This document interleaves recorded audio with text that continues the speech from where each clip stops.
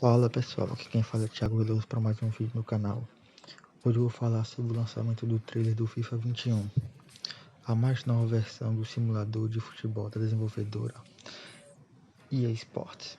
O trailer de anúncio foi divulgado junto com outros jogos de esporte durante o Webplay 2020, evento anual da Electronic Arts, em que a empresa apresenta novos jogos e outras novidades para o mercado. O game será lançado dia 9 de outubro para o PlayStation 4, Xbox e PC, Xbox One e PC, e também posteriormente para os consoles da nova geração, o PlayStation 5 e Xbox Series X. E ainda, pessoal, olha, tem uma novidade: os jogadores que comprarem o FIFA 21 antes do FIFA 22 poderão levar o jogo para a próxima geração de consoles, o PlayStation 5 e Xbox Series X, e sem custo adicional com o Dual Entertainment. E a EA Sports prometeu ainda aos fãs entregar mais novidades sobre o FIFA 21 em agosto.